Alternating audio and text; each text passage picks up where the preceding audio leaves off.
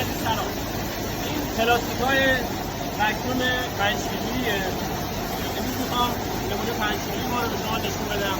این پلاستیک‌ها وارداتی هستن. اینا رو مستقیم از چین ما وارد می‌کنیم. البته نمونه‌های ایرانیش هم هست.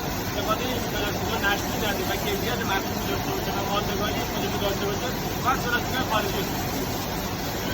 الان ما اینجا بار می‌دیم به پلاستیک. دستگاه داره اتوماتیک برق می‌کنه حالا رو می‌دیم به دستگاه برای وکیوم کردن.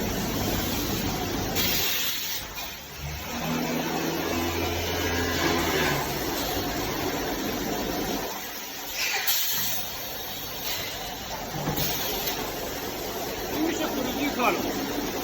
5 کیلو برنج وکیوم شده. هوای داخل کاملا کشیده شده. این برنج هاشمی دلیلی که ما تو بسته‌بندی‌های جدید.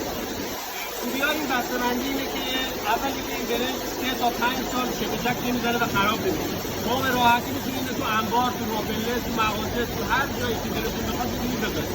نه تو آب نفوذ می‌کنه و نه حشره می‌تونه وارد بشه. این بزرگترین مزیت این کار. دومی که امروز اگر این برنج یک ماه سفید شده، من اینو وکیوم کردم میشه 1 ماه تمام. و این برنج به همون صورت میمونه. زمانی که در اینو من باز کردم عمرش شروع میشه دوباره میشه 1 ماه و 1 روز. این برنج حتی اگر 2 سال هم توی بسته‌بندی باشه عطرش از بین نمیره، بوش از بین نمیره و این برنج کیفیت خودش رو حفظ میکنه. زمانی که شما تو کوچه‌های پارچه‌ای بسته‌بندی میکنید این اتفاق میفته که بعد 8 ماه برنج عطر خودش رو از دست میده. ولی این اتفاق برای این بسته‌بندی اتفاق نمیفته. این برنج وکیوم شده مشتری رو سفارش دادیم داریم براش انجام میدیم. بعدی این میره برای کامل محافظ و کارتون بسته‌بندی.